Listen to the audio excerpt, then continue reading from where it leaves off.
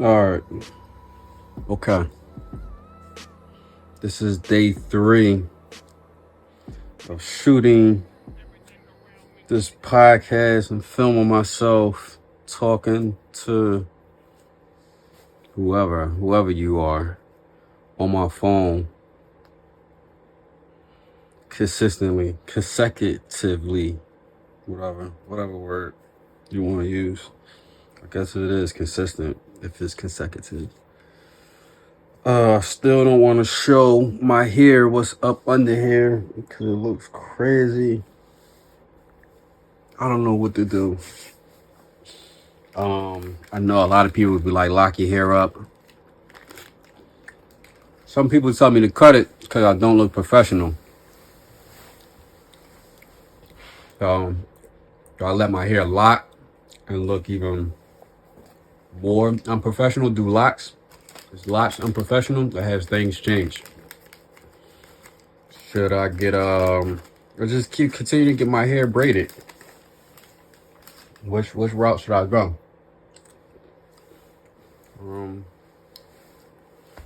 But still covering it up. This is Magnum Med Podcast, episode 8. This is the 3rd day of the year.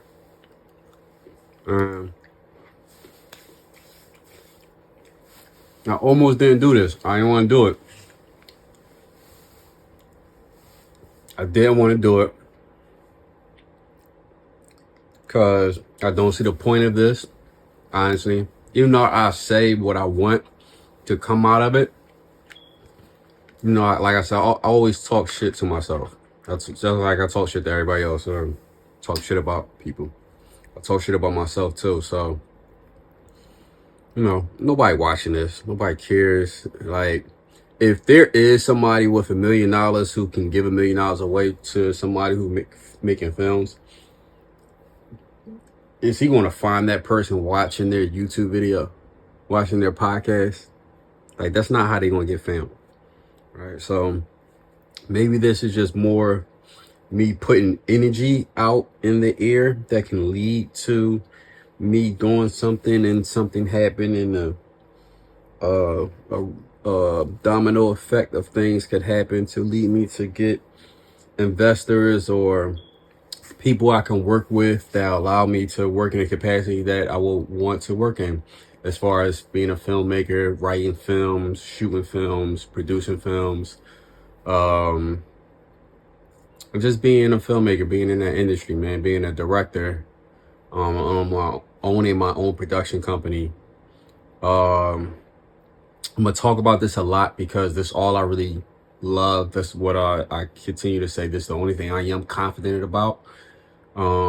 It's my passion. I love creating. I love being behind the camera and figuring out all the craziness of how to tell a story, how to bring an idea from just an idea to conception, to where it's not physical, but in a way, physical things happen to create it and you can watch it visually.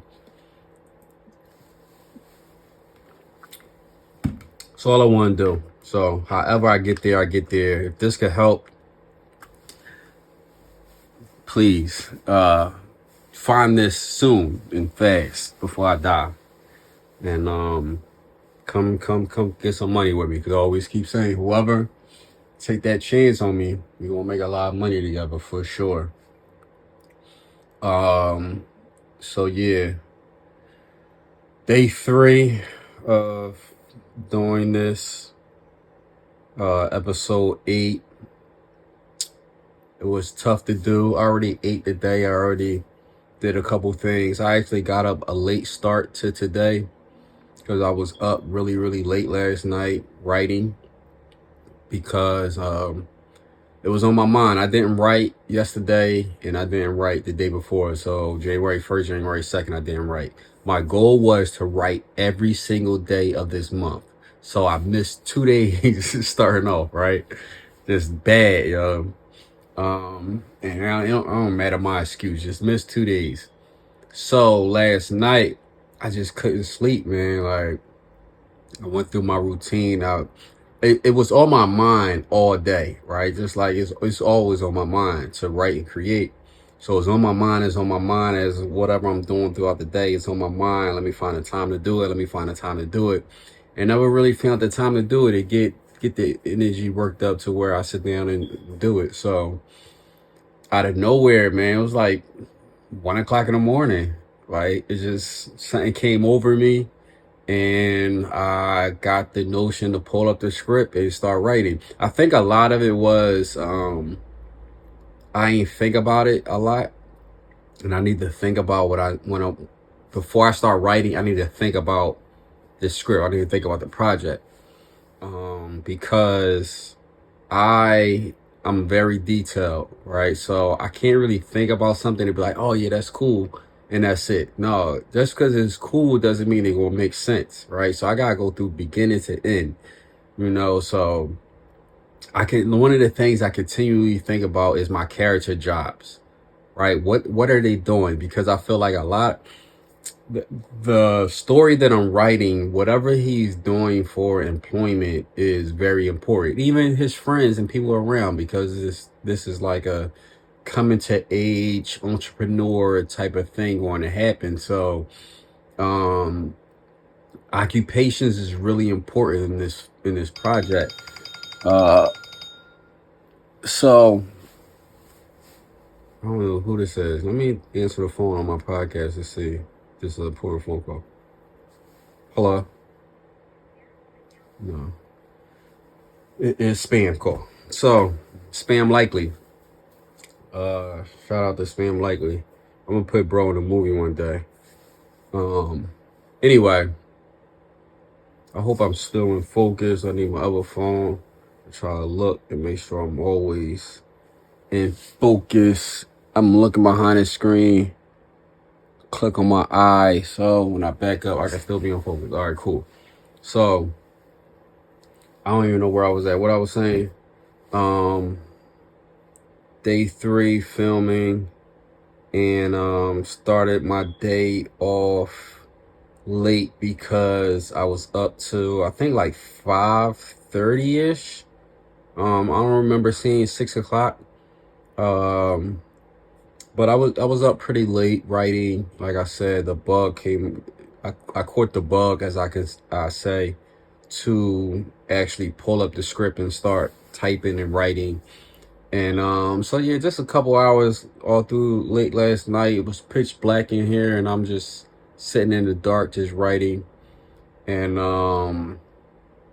yeah, so I got up pretty late today. I was kind of tired. Um, but I got it done. I got some stuff done. Um, it was a good start, right? Because I'm changing it a lot. I already wrote the first draft. This is the second draft I'm in right now. So the second draft has a lot of changes, and I wanna work it and make it right. So yeah, a lot I need to think about. A lot of details need to be thought about. The jobs, that's what I was saying, the occupations of the characters, making it make sense to where they at in their life and how they move and how they think and things that they do. All those details is important to me, at least when I'm writing a film. I need to know these characters front and back. So as I write their dialogue and write their actions and things, it stays in line with their personalities and their goals and things. So all that stuff I had to think about. So all the changes that's going to be in this revision, I had to think about. And sometimes I could jump in and out throughout the script, but going in, starting, I just wanted to start from the beginning and make sure I get to the part where things needed to start changing, which was the first scene. I reworked the whole first scene, expanded it. It's like 5 scenes now, which is dope because I wanted to add more pages anyway, which I already knew. I think I had about 75 pages for the first draft. I know I wanted 90. So I already knew that I was going to add more. So 90 ain't going to be nothing, but I think now is going to be more of I need to actually research to see what's too many pages, because I feel like it may be like 115 when I'm done. I'm just estimating.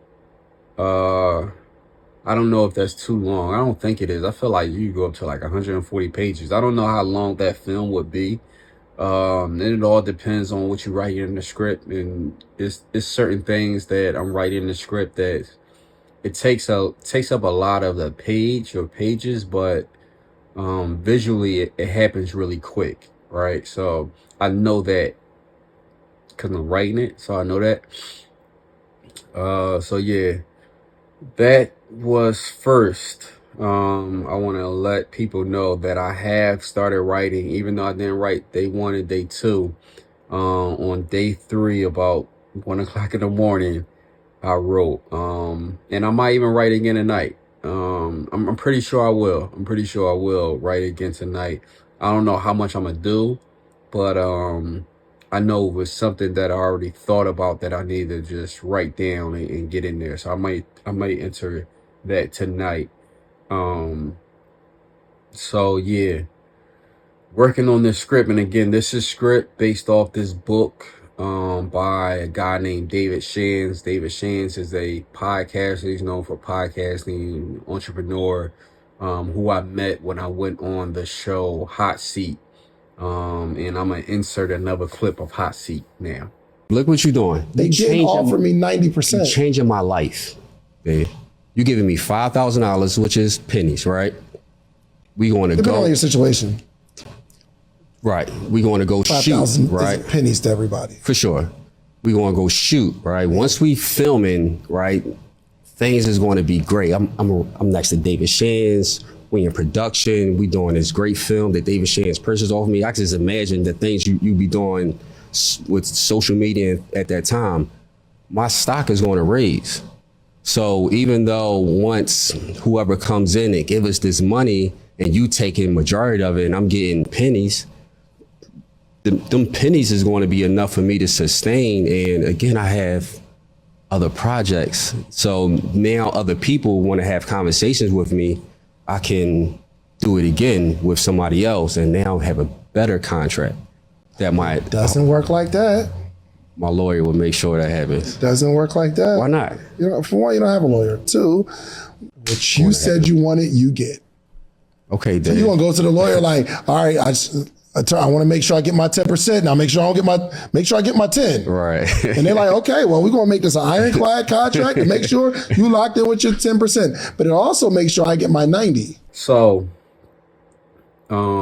me and Dave gave me, it really lit a fire under my ass to not only learn the business and certain things of the business that I was avoiding now, but also trying to figure out how to work with someone like Dave, someone that is young and interested in, exploring different investment opportunities that's innovative, or I don't know if it's innovative, but it's not just your normal businesses, right?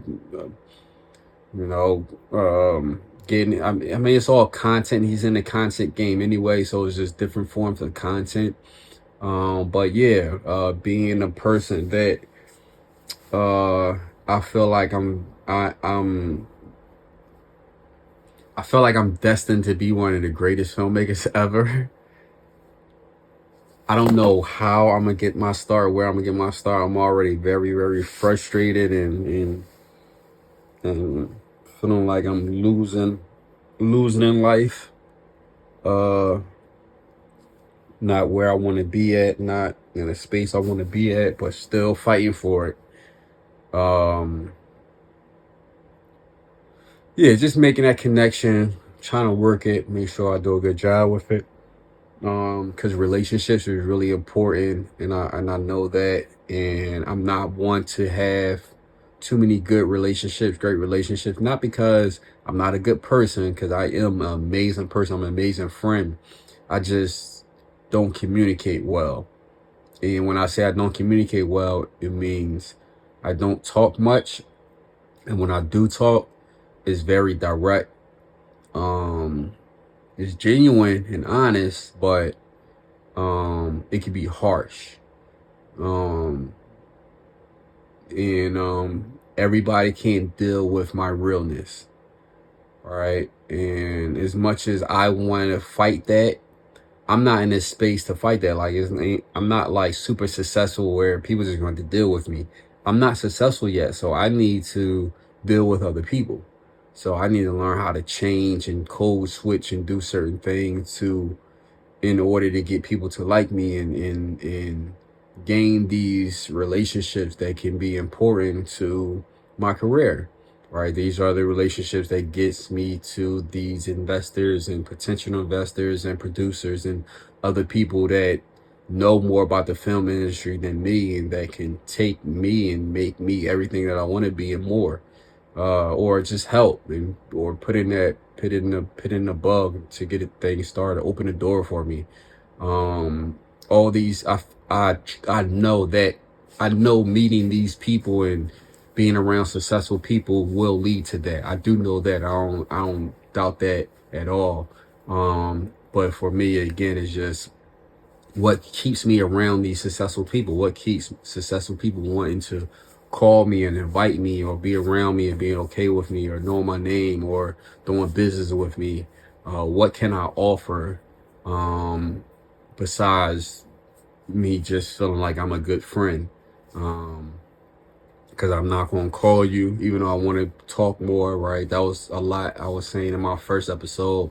And I still haven't called nobody, man. I got a friend of mine I want to call. I got a lot of friends I want to call actually, and I am gonna call y'all, right? I don't know when. Hopefully it be this month, all right? But I want people to understand that if people ever do watch this and like, damn, what's Meg going through?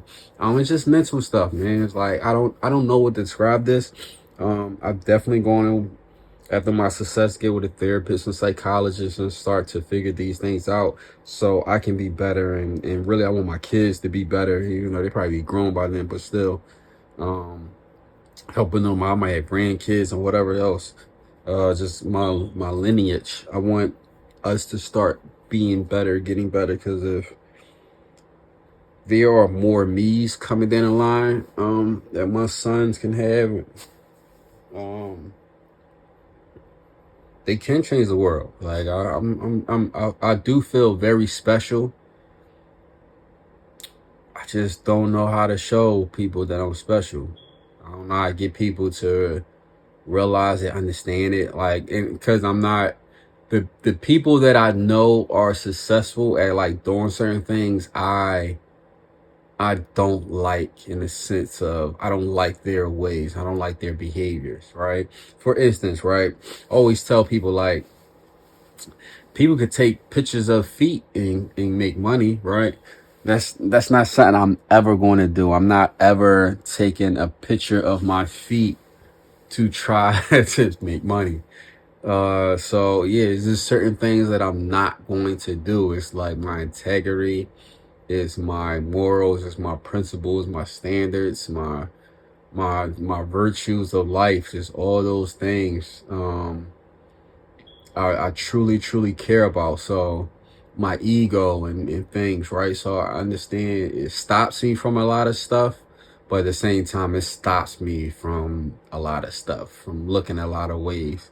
You won't find me doing TikTok dances and stuff like that. I may like play around and do something that's like funny if I feel like something is comedic. So I do like to laugh, and sometimes I feel like I have a sense of humor that I wish I could show more, but it's not really important to me. So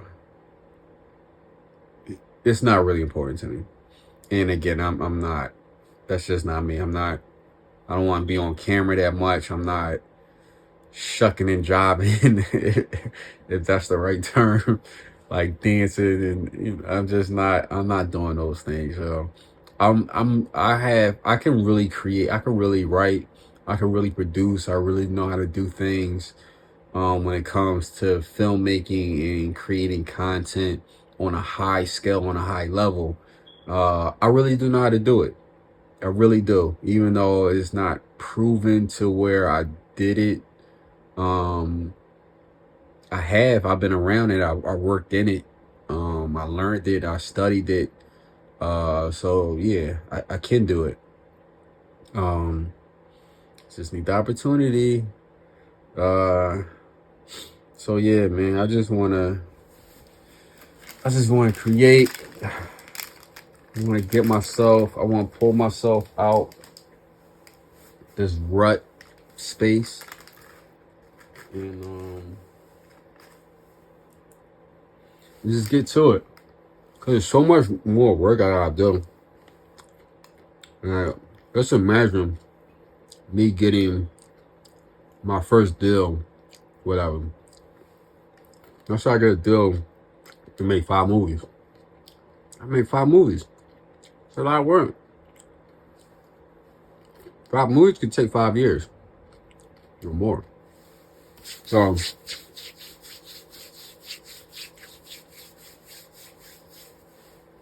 a lot of work still is going to need to be done once I reach my success or get through the door, get over the hump. There's still a lot of work I need to do, and I'm just trying to get to it, y'all. I want to be sitting in a nice restaurant with the finest steak in front of me, and I'm stressing because we lost an actor. Wow. The budget got cut, and now I can't get the crane to shoot my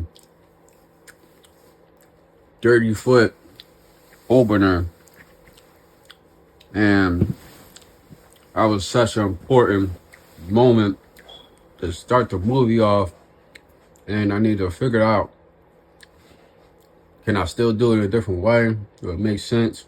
Do I scrap it? Is there another way I could write it? And I lost my appetite. I can't wait to get to those moments, right? Like, I don't know, dude. Does that sound weird to you? I sound weird to people that I rather, instead of being not working, being damn near homeless in a way, hungry.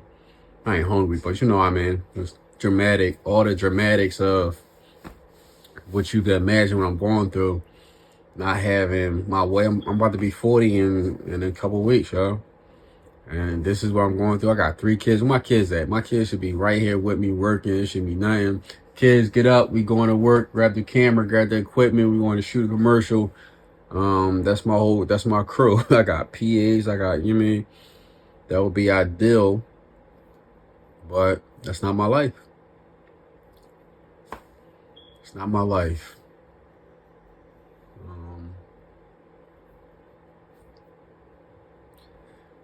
Spiritual. That's what I wanted to talk about. I want to talk about God more. I need to talk about God more. And I don't even know if it's God or just saying the word spiritual more and talk about faith more and using the term faith more. But I guess I do, because I feel like I'm not using the power. All right, if it's God, if it is really just just an energy or whatever, because I don't believe in, like,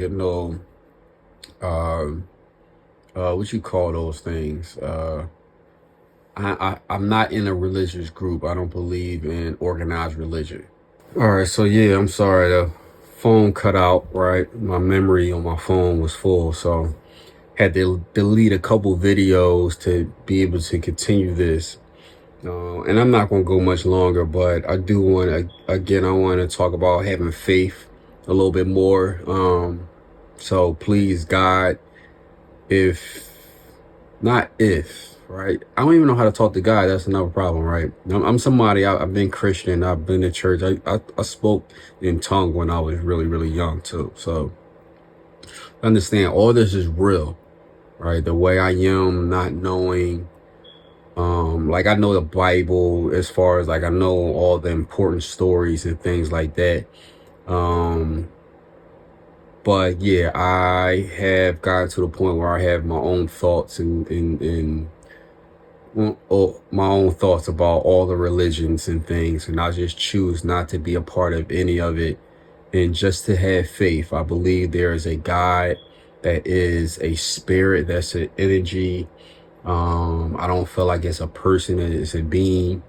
It doesn't have a faith. It doesn't have a face. I'm sorry. But faith is to believe that none of this is just happening for no reason. I feel like God is truly an energy that you control, because I feel like we are the gods, and we have to learn how to control energy and to have faith in yourself and faith in the energy that you can control. Is a power. It's a superpower. As you can see, a lot of people out there, successful people who do these things or believe in religion or certain things, they become successful, and they point to that to be the reason for the success. I believe there's a lot of truth behind that. Again, it doesn't mean like it has to be Jesus or Allah or anything like that, but just having faith in something gives you an internal power, internal energy to be able to accomplish things, to be able to attract things, right? That's the main one. It's the energy that attract things to you, no matter if you be good or bad. And so yeah, I'm trying to learn how to be better with having faith and attracting the necessary energy to me. Because right now I feel like I can't put a word on the people that I attract. I attract all types of people. Obviously, look at my life, right? I ain't been around the world, but I've been through a lot of different things and a lot of stereotypical situations, and just a lot of drama. Not trauma, but a lot of drama. Of course, some trauma. I don't think you can be black in this country and not have trauma, but a lot of drama, which most of us go through. I'm not even saying like I'm probably on a low scale when it comes to drama because of the way I am, because of how much I avoid it, because I see it and don't come around people that is drama filled people and things like that. So I have a pretty good radar on those things, but it's more of attracting the things that I want to attract, so that I can live the life that I want to live, so I can do the things I want to do, which is help people by doing what I love and creating, and that can be helping people who watch my stuff. They can be helping people by giving people jobs to come work with me while we create. They could be helping people like friends and family, because I am now successful. I can help them get opportunities and so forth. So that's the ideal life and goal I want to get to. That's the space I want to get to, not to be sitting here in this corner like this anymore, against the wall. I should be able to pull up to I just throw it out there, my $1 million studio, and film anytime, and get anybody else to film anytime, and charge people thousands of dollars if they want to use this space, because it's worth it. That type of stuff, right? I want to do it. I want to get to it. I want to figure it out. So please help me, God, help me. The spirits, the angels, the faith, the energy, the batteries, come and help me, please. And I feel like even me having a sense of humor like that, like if there is a God or whatever this thing is, this energy is, if it has something to do with creating me, or if that's how it's looked at, like then it knows who I am. Outside of that, I know who I am, so I don't have any issue with having a sense of humor because I know my heart. So yes, and then like I have a dark sense of humor, but I know my heart. I know how much I love and care, and the passion that I have into things that I hope to accomplish and before I die. So yeah, more faith, more filming, more productions. That's all I'm going for this year. This is the year 2025 to make it happen, to get up out this rut, and to do a full 180 change. And I don't even know change is the right word, but upgrade. I want to get back to being the machine that I know I can be, that I love to be. Working out every day. I feel weak right now. I want to go do some push-ups. If I have time, I gotta work my part-time job at some point.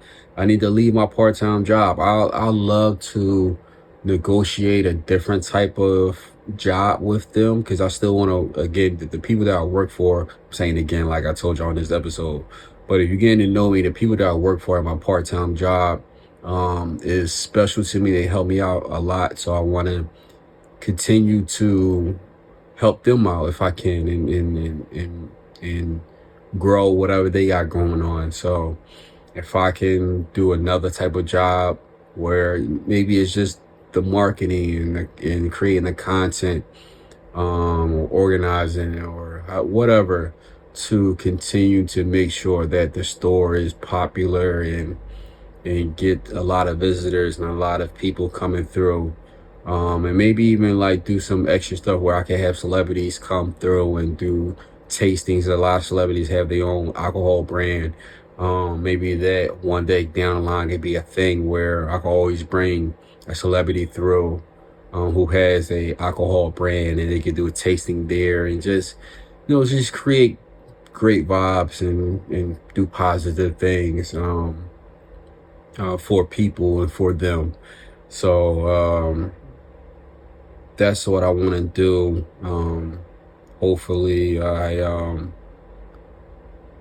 can get to that. Hopefully, I'm even trying to talk to them about it now. All right, just try to have little conversations about it now. Because as much as I like stocking the shelves, because I just like to know what's going on and what's around in the store, what's in and out the store, I would truly love more it's not even admin, but just the business side of things, the understanding the marketing and the inventory, and trying to get certain brands sold more. You got more inventory of one, and how to get a lot of that inventory off, a lot of old inventory, things you could do to get old inventory purchased and sold. And trying to come up with those type of things. I feel like it's all, marketing is all the same, no matter what product or service. Is all about being creative and innovative to reach your target marketing audience. And it's something I just understand. I went to school for business and marketing, but I think I picked it up more in the real world. The true understanding of it, especially things have changed so much. I graduated school in 2006. We was doing C-suite or something that's not used no more, that's obsolete. So technology then ran out. AI wasn't even, maybe it was thought of, but it wasn't talked about. It wasn't none of that. Virtual reality wasn't even like a thing when I graduated college. So a lot have changed in technology in the business world, and even in the filmmaking industry. They were still using film cameras. We now have digital cameras. Bam, you could film movie with this. I would pull out the big boy, but that's doing too much. That's just showing off. But yeah, just doing these things, trying to get these things done.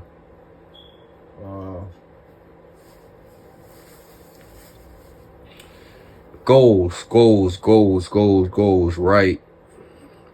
Clean up. I need to clean up. I don't know where I'm doing, what I'm going, where I need to be.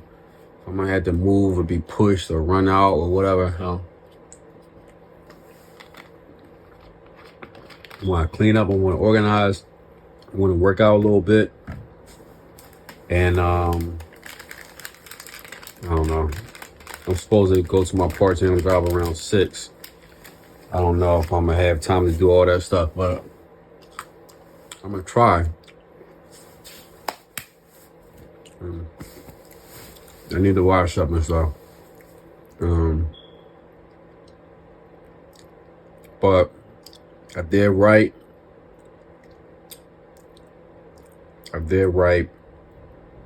I ain't called nobody.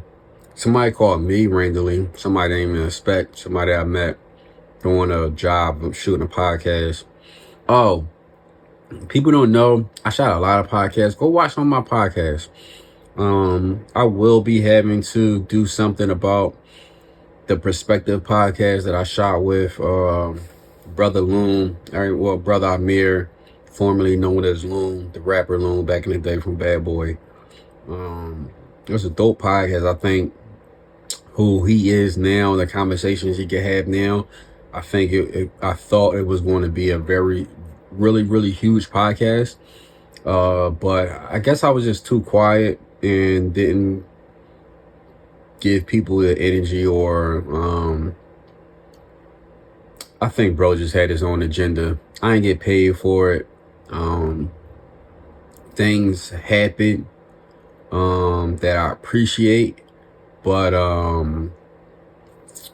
not enough to what I created to satisfy me or suffice to the energy that I gave to that platform and creating that content, the using of my equipment and things, the wear and tear on my equipment. It wasn't worth it. It wasn't worth it. So I'm looking still to get paid. So 85 South show. I know you got a little 40 grand for me. They're going to have to come talk to me at some point. Or Loon, you want to talk to me, bro, at some point. I really would love to know, because I know you in Dubai now, so you just doing your own thing. But I really want to know, like, bro, how did you see this all working out?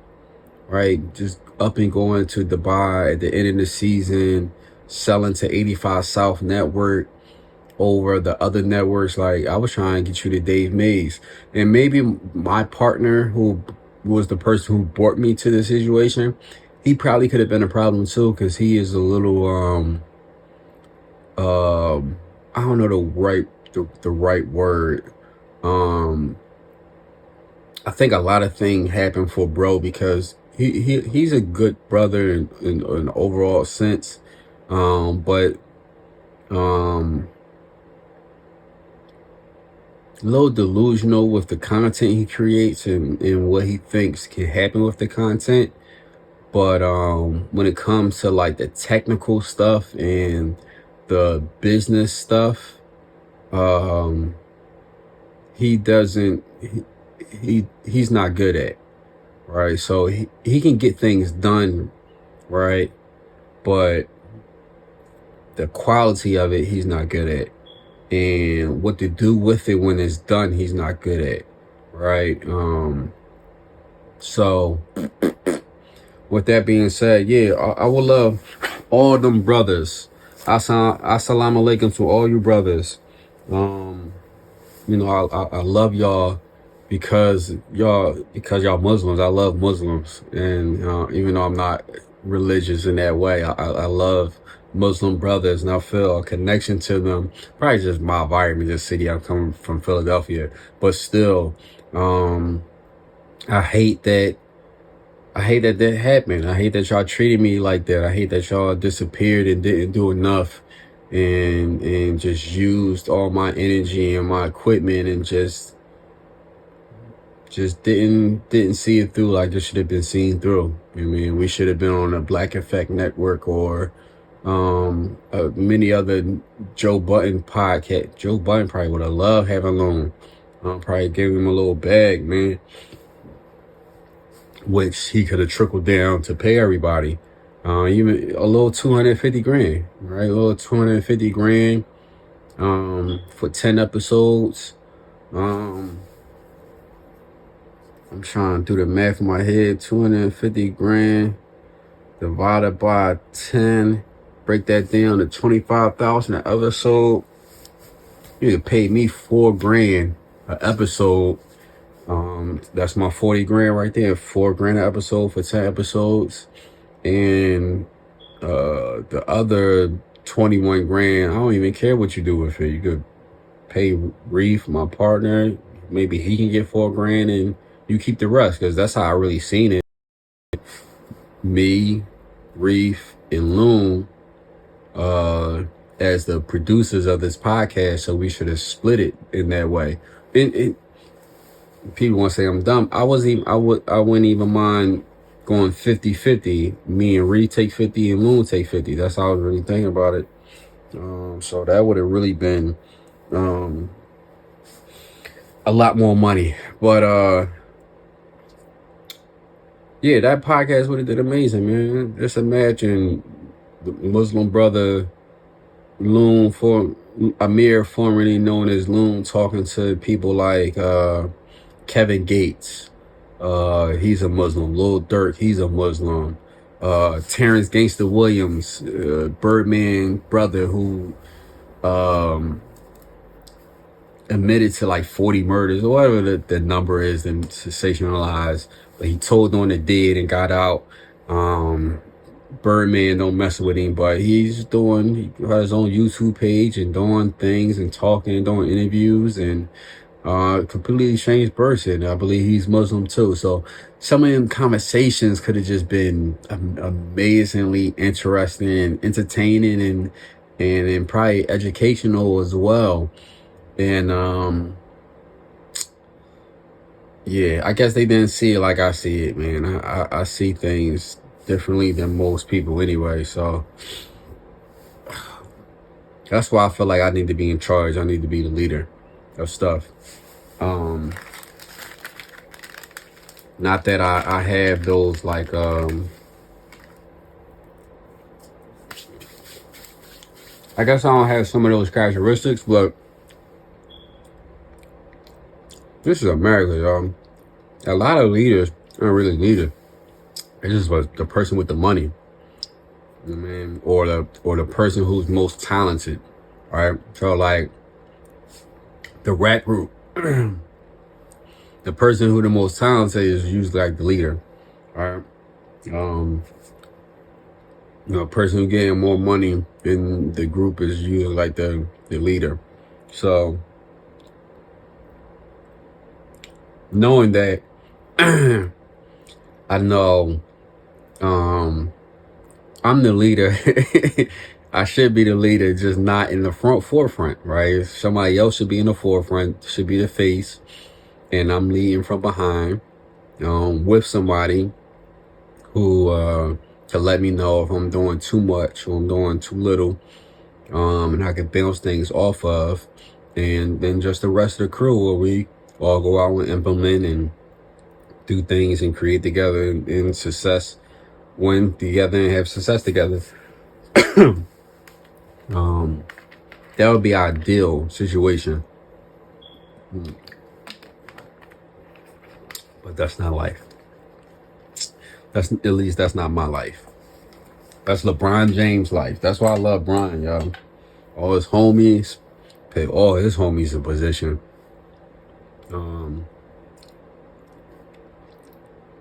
I saw it, man. I saw it since, I grew up with LeBron. We the same age, so we was in high school together and everything. So I saw it from the beginning. Just doing a lot of research, seeing who we had around. YouTube and social media was so new, and MySpace and different things.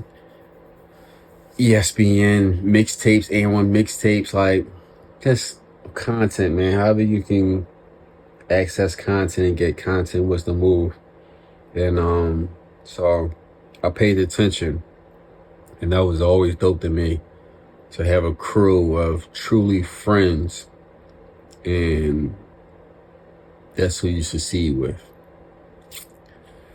So yeah, I feel like this was a longer than the rest of the podcast, and I need to hurry up and put this out because I want to be consistent and stay consistent. So I need to put this out.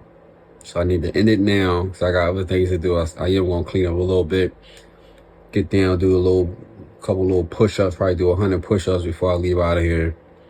And yeah, that's it. Magnum Med Podcast, episode 8. Watch, like, subscribe, share, all those things. Go watch Viral.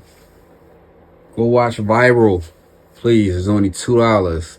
Link in the bio. I don't know where you're watching this at. If it's on YouTube, the link might be in the comments or something like that. That's what I'm going to do. I'm always going to push Viral until I get my next project. So, you want me to do another project? Go watch Viral so I can make the money. Go tell your celebrity friend. That's what I need. I need to let somebody, a celebrity. Because I'll tell you one thing. Boy, if I could get like a Beyonce to tweet that out, it is over. It is over. I can make $1 million off that movie all to me by myself because this is on my platform, not Tubi and nothing like that. So if 1 million people go watch it for $2, I will make $2 million. See what I'm saying? Or 1.5. I forgot they take 50 cents. So they take 40 cents plus another 10 cents. The equals 50 cents. Or maybe it's 50 cents plus another 10 cents. So I make 1.4 million and they'll take 6 cents a grand. I don't care. I don't care. Whatever allows me to create more and do more. Help me. Help me help you. I know you want to watch better stuff out there. I know you don't like the things Tyler Perry is doing. Tell Tyler to come get me. I'm right here in Atlanta, on the south, on the west side, the west end. I'm not even that far. I'll Uber to this nigga right now and give him a script that would take Tyler Perry to another level. You feel me? As long as I stay in charge, he cannot come through no creative control. Let me stay in charge, yo. Yeah, man, trust me, bro. I know your audience too. I am your audience. I used to watch the DVDs. You Mr. Brown, not my daddy, running around the casket. You know what I mean? Telling them not my daddy because his daddy just died, knocking over the casket. Hilarious. I love Mr. Brown. I can't wait to meet Mr. Brown. Man, can I put Mr. Brown in movies or he only do Tyler Perry movies? Something I need to look into. But yeah, all those people, man. Charles D. King, I'm always going to shout him out. Ryan Coogler. Shout out to D-Lo too. D-Lo is someone I met just on Instagram. We had a couple conversations on Instagram. I sent him my movie. He watched it. He liked it. I watched his first movie, which was dope. Shoebox Money or Shoebox or something like that. And But D-Lo is a friend of Ryan Coogler. But what I love about D-Lo's story is when Ryan was becoming this filmmaker, D-Lo was in jail. You know what I mean? So I know that story. I know, even though I'm not the person that was in jail, right? I got plenty of friends who in jail. I don't talk to them as much. But yeah, I mean, right now I got H been in jail, free H, man. I think it's been long enough. It's crazy because I don't even know the story. right? I kind of really don't want to know the story. I probably do know the story, just forgot it. But just know I haven't seen H since 18, 19 years old. I told you I'm about to be 40, yo. He went to jail at like 18, 19, 20. You know what I mean? Yeah, somebody I used to be with every day. We was kids playing basketball, fighting other people, busting. He used to always bust on me, talk shit. Um, um, it's crazy. Just think about that. Like I miss those days, yo. So, yeah, free H. I want to be able to help my folks out. I might be getting home a little 100 grand to a lawyer might be enough to be able to get him home. You know what I mean? And and let me say this, I do think it was a murder case.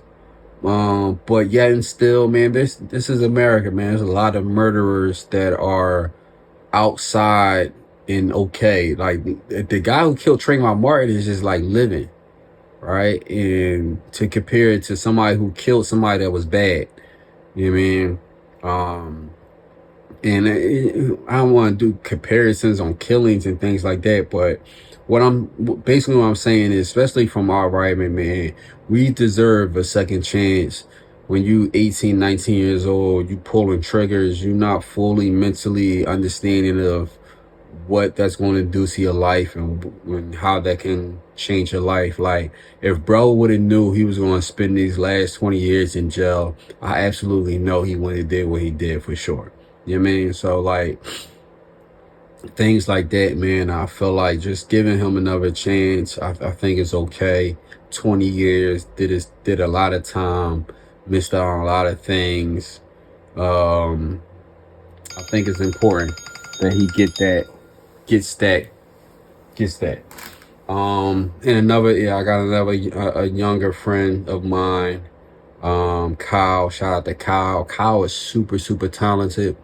Kyle can write music, rap, and I don't think Kyle studied music, went to school for none of it. I think like he could literally just play the piano. I don't know. I think he's like taught himself. That's just talent. Like that's one in a lifetime special type of talent. So yeah, love to get a little bro out of there, give him a second chance. He definitely was going through a lot, just angry with life and just just life was fucking him up, man. Life was messing him up and he made some bad decisions and yeah, so I want to help folks out like that, help my people out, and yeah, so shout out to D-Lo, man, for being somebody who has a friend who became a super successful person, and he is just following his friend's footsteps. Ryan Coogler used to actually send him scripts while he was in jail, have him read it and stuff like that. I thought all that was really, really interesting in bro's story. And again, man, these brothers, like I just felt like I know these brothers. Even though I never met D-Lo in person, I never met Ryan Coogler in person. Like I just feel like the guys from around the corner in my neighborhood, man, like Ryan, they still talk the talk, right? When it's just me, like just a lot of Ebonics and just they sound culture in black. And I love that, right? Because a lot of us, we code switch and our vocals and the way we talk and sound doesn't always sound like us. And not to mean that means anything. People can just get better with talking in how they language are. But just for me, man, just to give me motivation. I appreciate Ryan and I appreciate D-Lo for being somebody I can contact on Instagram and talk to and ask questions and stuff like that. So shout out to him. Yeah, man. Happy New Year 2025, day 3. My birthday, January 29th. And I'm done. I know, man. He be liking all my pics. Oh, he be on your DMs too? It's a real nice neighborhood too. Somebody gonna think something, man. And you said we was gonna wait till we get home. Nigga, stop bitching. You don't have to leave school. But life would be so much better. Think about it. I'ma say this one time. Look at the IG people, the comedians, the models, the fitness people. I want the fucking money and I want that fucking jewelry too. So let's take some more pictures with this money and this drip. I'll make you a pitch, but you gotta follow me, alright? Alright, this is just the easiest way to do it. I don't know, Khalil. I mean, I don't really care about all this viral stuff, but it's gonna mean making some real money. And I can help my moms out. Then I'm down. Oh yeah. We lit. We lit. Man.